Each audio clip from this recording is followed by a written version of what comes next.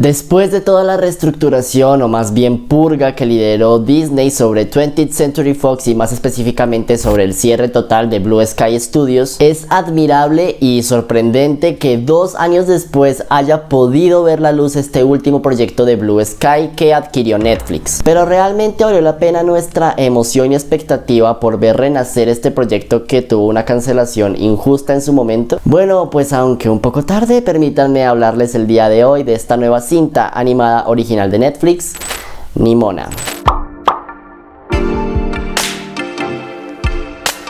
Gente, ¿cómo están? Espero que se encuentren muy bien el día de hoy. Y ya que pasó un tiempo desde el estreno de esta película, déjenme en los comentarios qué tal les pareció, o si no la han visto, si ya la vieron, les gustó, creen que valió la pena haberla rescatado del olvido. Cualquier cosa me encantará leerlos. Y sí, esta película empezó a producirse desde el 2015 cuando 20th Century Fox compró los derechos para adaptar a la pantalla grande esta historia que está basada en el popular webcómic de Nate Diane Stevenson del mismo nombre, para que se encargara de producir la Blue Sky, responsables de Robots, Río y la Era del Hielo, y que en ese entonces era el estudio de animación de 20th Century Fox. El estudio programó el estreno para inicios del 2020 y no fue la pandemia la causa de su cancelación, sino que a inicios del 2019 se concretó la adquisición de 20th Century Fox por parte de Disney, y eso significaba que Blue Sky Studios pasaba a ser un estudio de animación más de la marca Walt Disney. Pero esto no fue así de fácil, ya que después de la adquisición hubo toda una reestructuración y cambio de contenido meta y decisiones que llevaron a que Disney cerrara para siempre Blue Sky Studios en febrero del 2021. Y con ello no solo despidieron a cientos de animadores y directivos, sino que también cancelaron los proyectos en los que estaba trabajando el estudio. El más avanzado de ellos, claro, Nimona. Y en este punto podemos preguntarnos el cómo fue posible que Disney haya continuado produciendo películas de la Era del Hielo después del cierre de Blue Sky Studios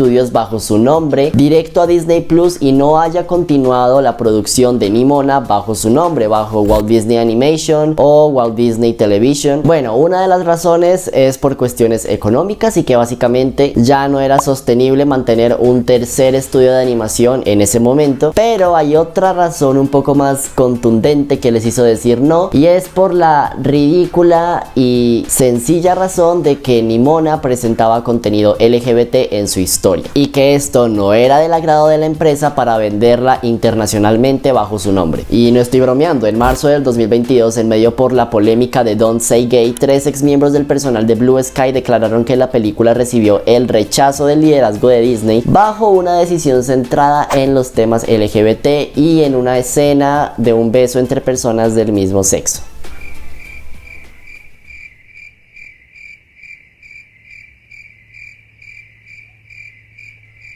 ¿Les interesa lo que este piense? ¡No! Pero dejando eso de lado, unos meses después la película fue adquirida por Annapurna Pictures y Netflix para terminar su producción tal como se estaba realizando. Y un año después, por fin llega a la plataforma de Netflix y protagonizada por Chloe Grace Moretz y Riz Ahmed. Esta historia nos presenta a un caballero que es incriminado por un crimen que no ha cometido y la única persona que puede ayudarle a demostrar su inocencia es Nimona, una adolescente que cambia de forma y que también podría ser un monstruo al cual ha jurado matar. Bueno, gentecilla, debo serles muy sincero, y a pesar de todos los retos y la historia detrás por la que tuvo que pasar esta película para que viera la luz, debo serles muy sincero, y es que Nimona no fue lo que yo esperaba. Me formé expectativas bastante delicadas, creía que se trataría de un segundo Klaus para Netflix. Sin embargo, creo que esta película, por más que intentaba no hacerlo, se terminó quedando en lo familiar, y que no está mal. O sea, cuántas películas que han sido clasificadas como para un público familiar no nos han sorprendido. Ahí está el ejemplo más reciente de las Tortugas Ninja Caos Mutante, que por cierto, véanla, ahora mismo sigue en cines. Pero el problema que siento que tiene Nimona es en la descodificación de sus ideas al materializarlas en una historia, en un guión, en una película, y tomo el término descodificación como un aproximado a decirles que no leí el webcómic en el que está basado esta película. Y tomo esto porque yo creo que ese no es el punto de disfrutar una película. A pesar de lo que tú y yo podamos saber más de la historia que se nos está presentando, presentando, pues al final seguimos siendo un consumidor cualquiera que paga un boleto o en este caso una suscripción para ver, para entretenerse, sin tener que ser necesariamente indispensable el conocer a detalle y a profundidad el material original. Una cosa es que sea recomendable y otra cosa es que sea necesario. Y este argumento de no te gustó o no la entendiste porque no viste, no leíste tal cosa, llegaría a estar de acuerdo con él si se tratara de una película biográfica, pero en este caso creo que son dos cosas totalmente diferentes. Pero volviendo a la descodificación, siento que no se trata de un problema absoluto, es decir, que la película no funcione simple y sencillamente por este tema, no, porque la película sí es entretenida y sí es disfrutable. Siento que es un problema que llega a verse más a pedacitos en edición y en guión, pero que de igual manera esos pedacitos logran verse y terminan interrumpiendo el ritmo de la historia. Y eso definitivamente se siente al arranque de la película, que lo sentí sumamente apresurado por no contextualizar más orgánicamente y de una vez pasar al chiste y a la acción. Todos los datos y elementos se sentían muy dados sin mucho esfuerzo, y a la siguiente escena ya tenías un cambio de dirección y de enfoque tremendo en el que te hacía caer en cuenta y pensar como, a ver, ¿cómo es que de repente sí se nota que les interesa contar esto bien cuando hace una escena se notaba que no? Y es porque sentía una gran diferencia entre las escenas en las que la película tenía muy claras sus ideas, en las que tenía una manera concreta y segura de llegar a ellas, de otras que, si bien no son el super hito dramatúrgico de la vida, también deben ser tomadas en cuenta como una simple conversación, o más específicamente del contexto de dónde están, qué son, dónde están, quiénes son, están protegiendo al reino de qué o qué, porque el ABC de la historia simplemente no me quedó claro. Es más, ni me enteré de cuando lo presentaron, solo empecé a ver a una princesa Leia, que ahora se llamaba directora, y unos caballeros que protegen al reino o a la ciudad perteneciente a...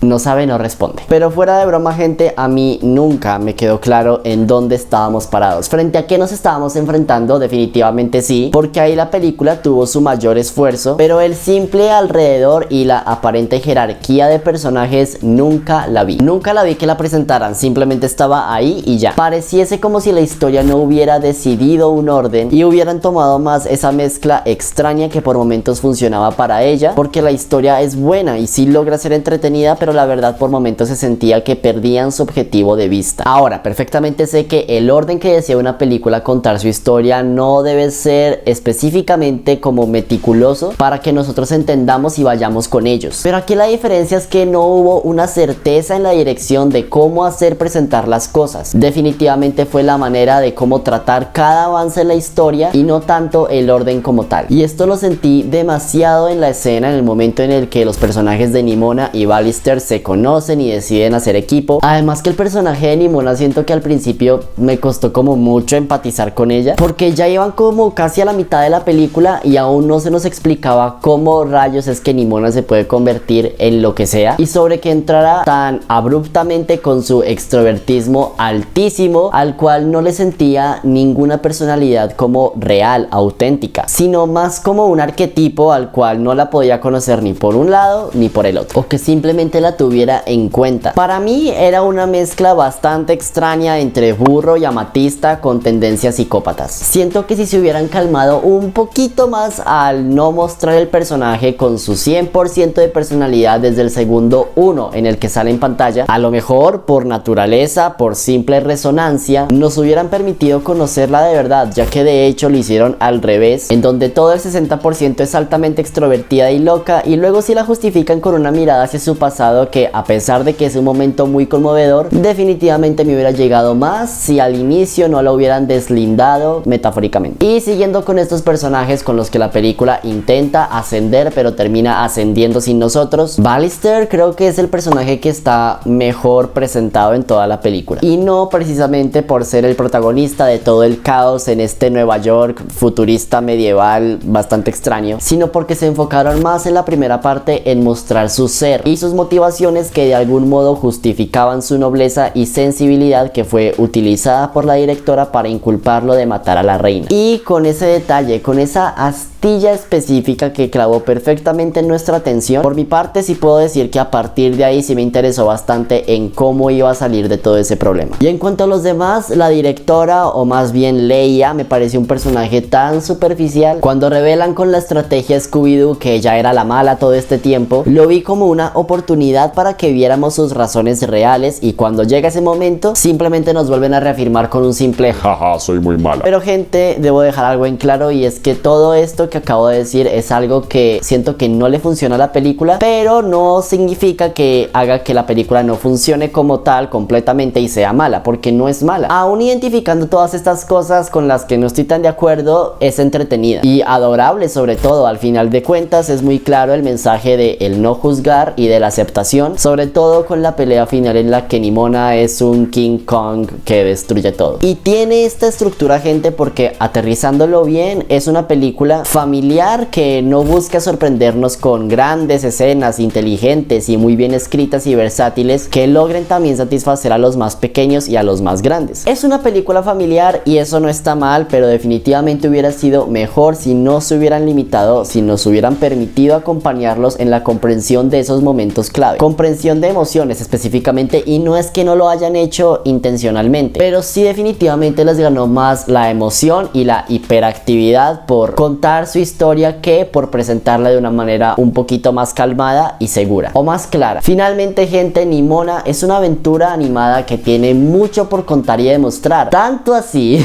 que por unos instantes llega a olvidarse de la comprensión y seguimiento externo de su historia, y por algunos instantes irrumpe o sacude el disfrute de ciertos momentos que sí se sentían muy bien construidos, y luego otros que no, y luego otros que sí. Y como dije hace un momento, asciende ella sola en su comprensión interna, pero termina olvidándose del espectador, dejándolo por unos momentos abajo. Sin embargo, llega a ser entretenida si nos espera más, tiene un muy buen mensaje y también personajes adorables, y en general es una película como para pasar el rato. No es algo tan difícil de digerir, pero sí se siente que a veces solo se quedaron en la audiencia que establecieron, y que no está mal, pero sí la terminó limitando en de pronto pensar y acentuar más en el centro de cómo encariñarse con una buena historia. Así que yo por eso a Nimona le doy un 7 de 10. Creo que una película familiar que no se limitó a solo lo familiar y que realmente dijo lo que quería decir es más recientemente Las Tortugas Ninja Caos Mutante. De verdad, vean, esa película es buenísima, todavía está en cine si no estoy mal, pero es genial. Yo creía que Nimona iba a ser otra película animada de Netflix que iba a sorprender, como Klaus o Perdí mi cuerpo, y creo que tuvo muchas oportunidades para llegar a ese lugar y siguió derecho. Hasta el momento mi película animada favorita del año sigue siendo Spider-Man a través del Spider-Verso, luego Las Tortugas Ninja, y habrá que esperar también Wish de Disney, Migration de Illumination y Pollitos en Fuga 2 de Netflix y Artman, para conocer completamente la quiniela animada de este 2023. A lo mejor sí incluyan a Nimona en algunas categorías, y en donde yo creo que deberían más incluirla es en los Annie Awards como mejor animación de personajes, que por cierto se me olvidó decir eso, tiene una muy buena animación de personajes, es visualmente bastante llamativa, pero en categorías grandes como mejor película animada no creo que signifique tanta competencia. Ahora coméntenme ustedes cuál es su película animada favorita de lo que va del año, y por supuesto de 1 a 10 cuánto le das a Nimona. ¿Te gustó? ¿Te encantó? ¿Te parece la mejor película animada del año, de la vida, de todo, de Netflix? ¿O no te gustó? ¿Por qué? Cuéntalo todo en los comentarios. En mis redes sociales me puedes seguir como @JuanesMob en Twitter e Instagram, todos los links se los dejo en la descripción. Suscríbanse, denle like y nos vemos en el siguiente video. Adiós.